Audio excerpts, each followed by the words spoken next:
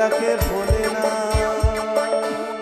যুগের পরে যুগ কেটে যায়, মানুষটাকে ভোলে না। চলে না রে চলে না রে চলে না রে চলে না, চলে না রে চলে না রে কাকে ছাড়া চলে না।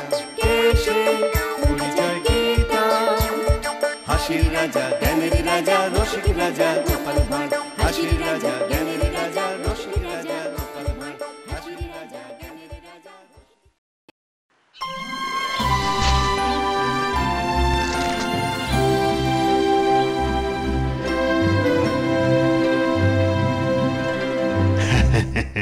বুঝলে গোপাল, আমার বয়সে দিন দিন বেড়েই চলেছে, কিন্তু দেখো এই বয়সেও আমি কেমন তরুণ, কি তাই না?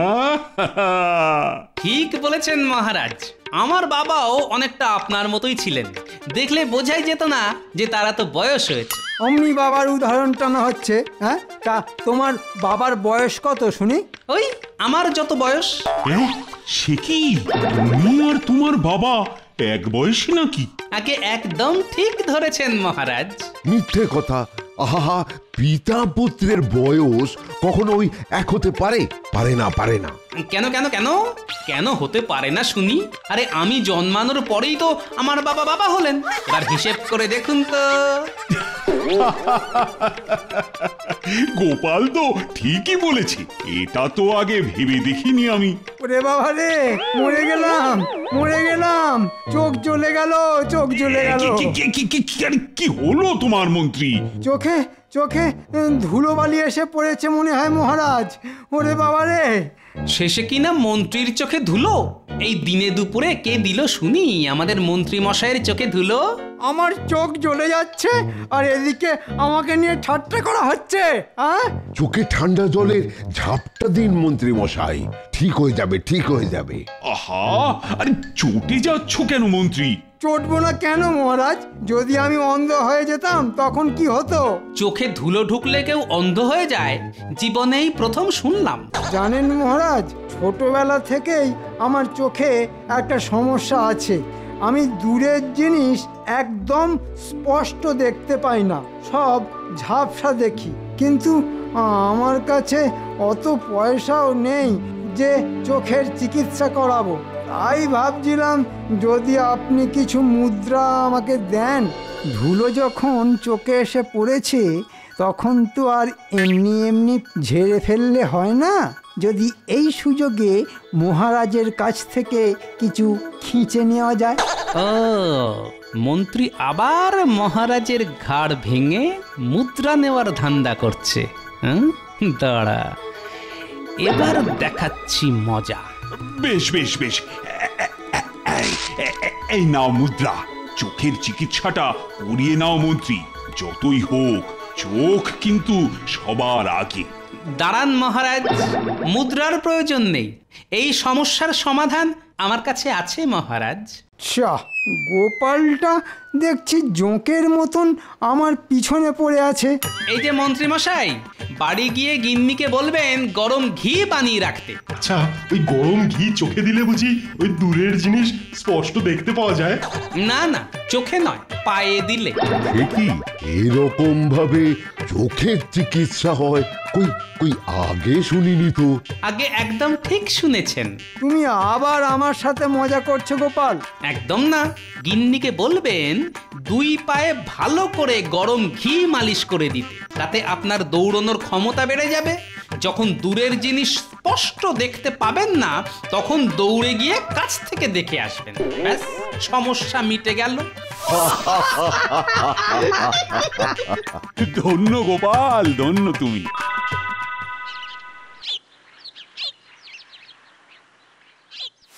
গোপালের জন্য আমার সব পরিকল্পনা ভেস্তে গেল। কোথায় ভাবলাম মহারাজের কাছ থেকে চোখের চিকিৎসার নাম করে মোটা অঙ্কের মুদ্রা পকেটে ঢোকাবো, চত্বর সব। বলে কিনা দৌড়ে গিয়ে কাছ থেকে দেখে আসতে।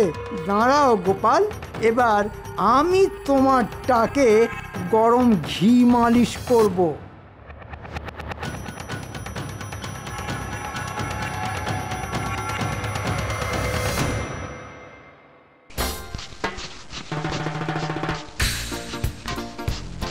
ভালো করে আরে আরে ওই দিকটা এখনো নোংরা আছে। ধুলোর জ্বালায় রাজপ্রাসাদের কোনো জিনিস আর পরিষ্কার নেই, সবেতেই মোটা ধুলোর আস্তরণ জমে গেছে। ঠিক বলেছ রানী, এখন দেখছি আর মুখও খুলে রাখা যাবে না। বলা যায় না শেষ পর্যন্ত হয়তো দাঁতেই ধুলো জমে গেল। এই দেখো, ওহ, এই ধুলোর জ্বালায় এবার পাগল হয়ে যাব। আরে আরে আরে ওখানে ওদিকে এখনো অনেক ধুলো জমে আছে। আহা, আরে ভালো করে পরিষ্কার করো। এখানে তো এক্ষুনি পরিষ্কার করলাম মহারাজ, সঙ্গে সঙ্গে আবার ধুলো জমে গেল। হ্যাঁ, এত তাড়াতাড়ি?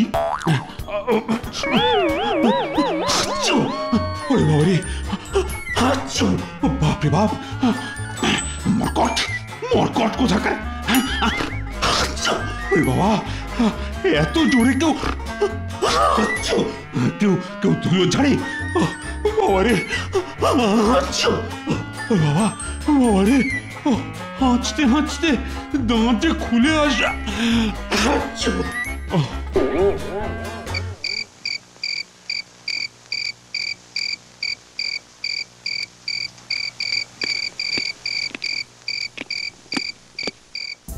আমার সাধের রাজপ্রাসাদটা একদম ধুলোর চাদরে ঢেকে গেছে। ও, এইভাবে বসবাস করা যায় নাকি?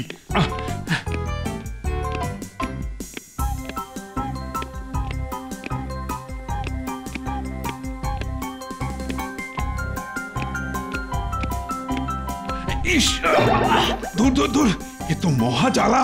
এখানে আবার মাকড়সার জাল এলো কোথা থেকে?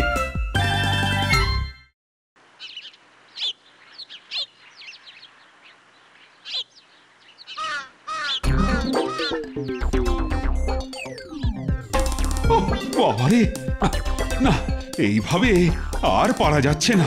এখন ঢাকা দিয়ে না রাখলে তো ভাতের উপরে যে ধুলো জমে, মানে আপনি যদি অনুমতি দেন মহারাজ, তাহলে আমি দায়িত্ব নিয়ে রাজপ্রাসাদের সব ধুলো ঝেড়ে দিতে পারি। তার জন্য অবশ্য কিছু মুদ্রার দরকার হবে। একদম নয় মহারাজ, ঝাড়াটা মন্ত্রী মশাইয়ের জন্মগত প্রতিভা। ঝুলের সাথে সাথে আপনার সব মুদ্রাও ঝেড়ে দেবে আমাদের মন্ত্রী মশাই। এখন তাহলে কি উপায় মহারাজ? সেটাই তো ভাবছি সভা পণ্ডিত। যে করেই হোক রাজপ্রাসাদকে কিন্তু ধুলো মুক্ত করতেই হবে, না হলে কয়েকদিন পর আয়নার সামনে দাঁড়ালেও যে নিজেকেই চিনতে পারা যাবে না। ভালো করে শোন দিন সবার বুদ্ধিগুলো, একটা না একটা উপায় আছে ঝাড়তে প্রাসাদের ধুলো। বাবা, হ্যাঁ, এতদিন পর একটা কাজের কথা বলেছে সভাকবি। এরি, মহারাজ এমন ফিক করে হাসছেন কেন? নিশ্চয়ই মাথায় কোনো নতুন বুদ্ধির উদয় হয়েছে। রাজপ্রাসাদকে ধুলোমুক্ত করার উপায় আমি খুঁজে পেয়েছি। সে কি উপায় মহারাজ, আমাদেরও বলুন। না, ওটি হচ্ছে না। তোমাদের যে সেই উপায় বলা যাবে না। আরে, সবই যদি আমি বলে দিই তাহলে এত মাইনে দিয়ে তোমাদের রেখেছি কেন? মহারাজ কি আমাদের পরীক্ষা নেওয়ার কথা ভাবছেন? একদম ঠিক ধরেছ। তোমাদের হাতে মাত্র 3 দিন সময়, আর এই 3 দিনের মধ্যে রাজপ্রাসাদকে চিরকালের জন্য ধুলোমুক্ত করার উপায় খুঁজে বার করতে হবে তোমাদের। মাত্র 3 দিন? এত তাড়াতাড়ি কি করে সম্ভব? ঠিক ধরেছি, আমার আন্দাজ মিলে গেছে। হ্যাঁ, মাত্র 3 দিন। মাত্র 3 দিনের মধ্যে এমন একটা উপায় খুঁজে বার করতে হবে তোমাদের, যাতে আর কোনোদিন রাজপ্রাসাদের কোণে কোণে ধুলো না জমে। এ তো তুড়ি মারার মতন সোজা কাজ মহারাজ। দেখো গোপাল, তুড়ি মারতে গিয়ে যেন হাত থেকে ধুলো না ওড়ে। যে আমার রাজপ্রাসাদ ধুলোমুক্ত করার উপায় বাতলে দিতে পারবে, আমি তাকে 100 মোহর উপহার দেব। এইবার আমি গোপালকে ধুলোর সাথে মিশিয়ে দেব, দেখাচ্ছি মজা। সাবাস কৃষ্ণচন্দ্র, সাবাস। পুরস্কারের লোভ দেখিয়ে উপায় খুঁজে পাওয়ার বুদ্ধিটা ভাবিস মাথায় খেলে গেল। আমি জানি আর কেউ পারুক আর নাই পারুক, গোপাল ঠিকই পুরস্কারের লোভে একটা না একটা উপায় খুঁজে বার করবেই করবে।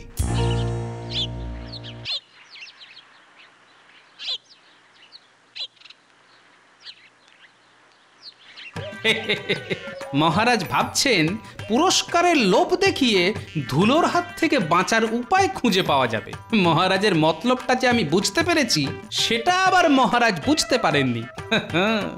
গোপালকে কি এত সহজে বোকা বানানো যায়? মহারাজকে বুঝিয়ে দিতে হবে তার পরিকল্পনার কথা। আর কেউ না পারুক, গোপাল ঠিক বুঝতে পেরেছে। এমন বুদ্ধি দেব যাতে ওই 100 মোহরও পাওয়া যায়, আর এদিকে মহারাজকেও জানিয়ে দেওয়া যায় পুরস্কারের লোভ দেখিয়ে গোপালের মাথা থেকে বুদ্ধি বার করা যায় না।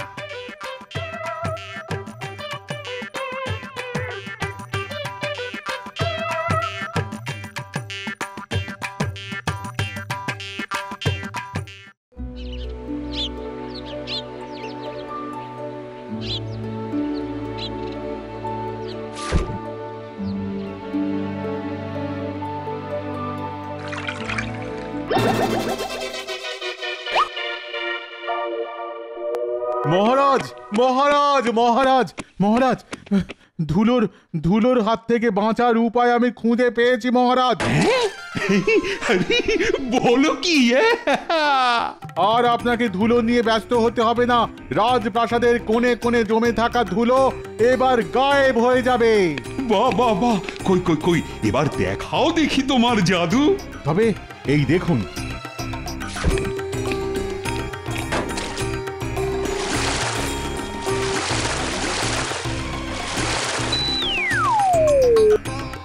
দেখলেন তো মহারাজ, দেখলেন তো? সত্যি তোমার বুদ্ধি কাজ দিয়েছে রাজ্যতীষী। বাপরে বাপ, আরে মরকট কোথাকার, এই তোমার বুদ্ধি?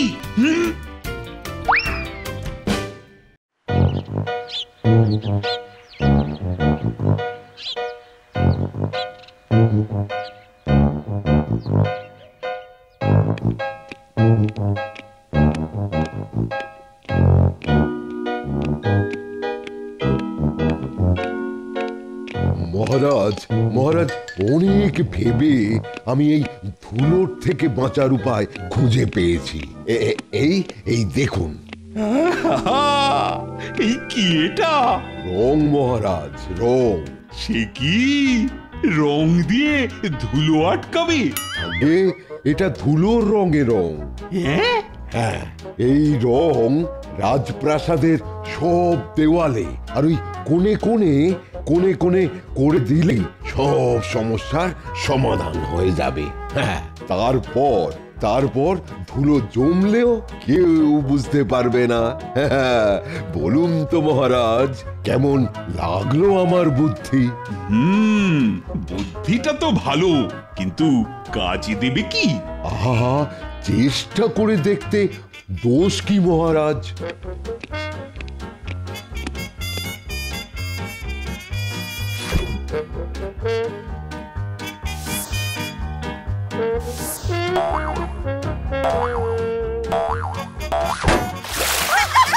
রাজবৈদ্য, তোমার মাথায় বুদ্ধির বদলে ধুলো জমা আছে।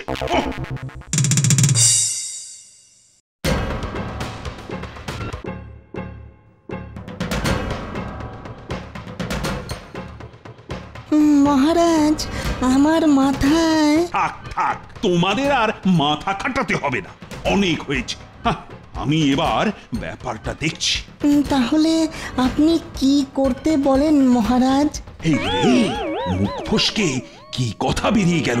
ও রে, এখন তাহলে কি করি? গোপাল কোথায়? গোপাল নিশ্চয়ই কোনো একটা উপায় খুঁজে বের করেছে। গোপালকে আর দরকার নেই। গোপালের আগেই আমি রাজপ্রাসাদ ধুলোমুক্ত করার উপায় খুঁজে বার করেছি মহারাজ। আজকের পর থেকে রাজপ্রাসাদের প্রত্যেকটা কোণ চকচক করবে, সেখানে ধুলোর কোনো চিহ্ন পর্যন্ত থাকবে না। সাবাস মন্ত্রী, সাবাস, আমি জানতাম তুমি পারবে। ওই 100 মোহর এবার আমার হবে। মন্ত্রী মশাই কি উপায় খুঁজে পেলেন শুনি? বলছি এত তাড়া কিসে? বলি আজ কি রাজসভায় যাওয়ার রাস্তা ভুলে গেলে নাকি? এত বেলা হতে যায়, এখনো শুয়ে আছো? অপেক্ষা করছে গিন্নি, অপেক্ষা। মরণ, কিসের অপেক্ষা শুনি? আর তোমার ওই 100 মোহরের কি হলো? কবে পাবে ওটা হাতে? আজই, একটু পরেই। সত্যি? ও গোপাল দাদা, আমরা সব এসে গেছি গো। ও মন্ত্রী, আরে কাপড় দিয়ে কি হবে শুনি? কাপড় দিয়েই তো ধুলো আটকাবে মহারাজ। এই যে সভাকবি, কাপড়টা টান টান করে ধরুন। আর এই যে বৈদ্য, ওদিকটা একটু ঢেকে দিন তো। দেখছেন তো মহারাজ, কাপড় দিয়ে আমি সমস্ত রাজপ্রাসাদটা মুড়ে দেব। যত ধুলো জমবে সব ওই কাপড়ের উপর জমবে। কাপড় ধরে ফেলে দিলেই সব ধুলো হাওয়া। বাহ মন্ত্রী বাহ, আমি শুধুই তোমাকে মরকট বলি। সত্যি তুমি কত বুদ্ধিমান। সে আর বলতে। এই যে সেনাপতি, একটু তাড়াতাড়ি হাত চালাও।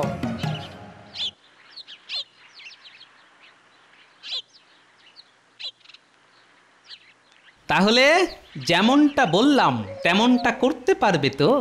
নিশ্চয়ই পারবো গোপাল দাদা, এটা সোজা কাজ গো।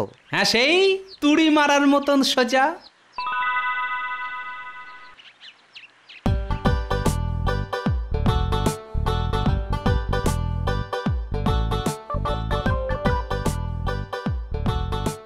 মহারাজ, এবার বলুন কেমন লাগলো আমার বুদ্ধি? অসাধারণ। এইবার তুমি গোপালকে টেক্কা দিয়ে বেরিয়ে গেলে। বলেছিলাম না গোপাল, এইবার আমি তোমার মাথায় ঘি মালিশ করব। এই নাও মন্ত্রী, তোমার পুরস্কার। ওরে বাবারে, ওরে বাবারে, ও কোমরটা ভেঙে গেল যে। ও বাবারে, এবার কি হবে? তোমার মাথা হবে মরকট কোথাকার। হাত পা ভাঙার ফাঁদ পেতে রেখেছি। ক্ষমা করে দিন মহারাজ, আর হবে না। হাজার হোক মন্ত্রী মশাইয়ের বুদ্ধি, এর থেকে আর কত ভালো হবে মহারাজ। এই যে গোপাল, তুমি এতক্ষণ কোথায় ছিলে শুনি? আগে মহারাজ বাড়িতে শুয়েছিলাম। হ্যাঁ, তোমার কাছে নাকি এটা তুড়ি মারার মতন সোজা কাজ? কই এবার তুমি একটা উপায় বলো দেখি, না হলে কিন্তু তোমাকে আমি কঠোর শাস্তি দেব গোপাল। তার আর দরকার নেই মহারাজ, আমি উপায় খুঁজে পেয়েছি। রাজপ্রাসাদের কোণে কোণে জমে থাকা ধুলোর হাত থেকে বাঁচার উপায় এখন আমার জানা। কই গো, কোথায় গেলে? এদিকে এসো এবার তোমরা সবাই। ধুল ঝাড়তে শেষে কিনা রাজমিস্ত্রি। গোপাল, এসব কি? দেখুন না শুধু, রাজপ্রাসাদের কোণে কোণে জমে থাকা ধুলো আমি কেমন তাড়িয়ে ছাড়ি। কিন্তু তার আগে আপনাদের যে এই ঘর ছেড়ে একটু বাইরে গিয়ে অপেক্ষা করতে হবে।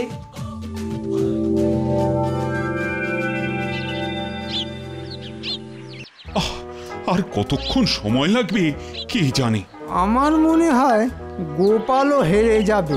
ওই 100 মোহর শেষ পর্যন্ত আপনার কাছেই থেকে যাবে মহারাজ। এই চুপ করো তো, হনুমান কোথাকার। কাজ শেষ মহারাজ, এবার আপনারা ভিতরে আসতে পারেন। সাবাস, শেষ পর্যন্ত আমার বুদ্ধিটাই কাজে লেগেছে। পুরস্কারের লোভ দেখিয়ে গোপালের কাছ থেকে উপায় বের করে নিতে পেরেছি। আমি পেরেছি তাহলে।